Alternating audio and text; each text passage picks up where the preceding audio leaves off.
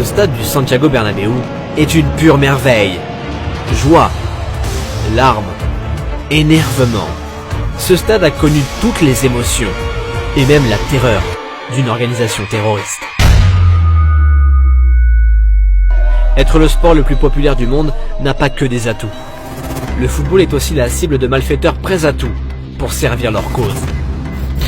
Nous sommes le 5 janvier 2005 et le coup d'envoi de Real Madrid-Real Sociedad est donné au Santiago Bernabéu. Sauf que le match ne dure que 6 minutes. Hein? Pourquoi?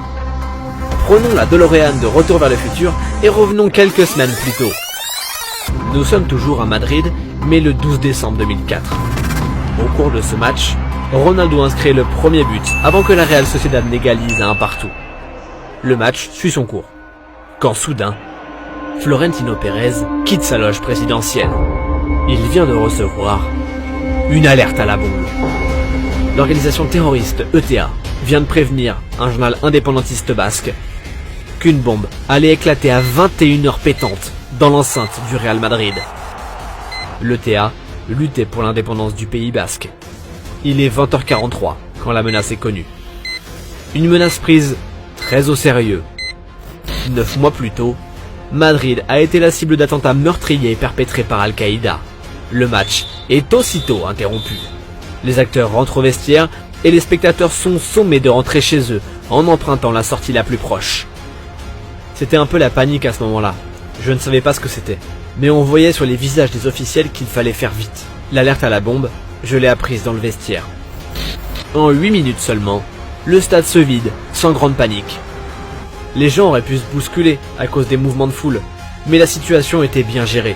Il fallait utiliser la sortie la plus proche, donc certains spectateurs ont rapidement suivi les joueurs dans le tunnel.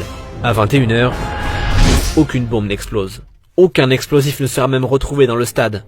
Mais l'ETA s'est fait un énorme coup de pub en effrayant le foot. Une peur qui ne va pas gagner très longtemps.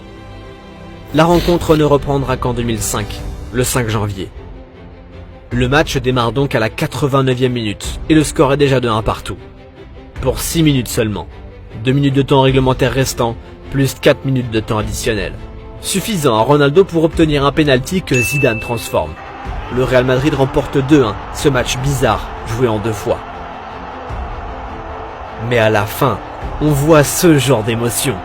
Et même ça. Bah oui, elle représente la dramaturgie d'un jeu. Jeu qui ne veut jamais le mal, seulement le bonheur des fans.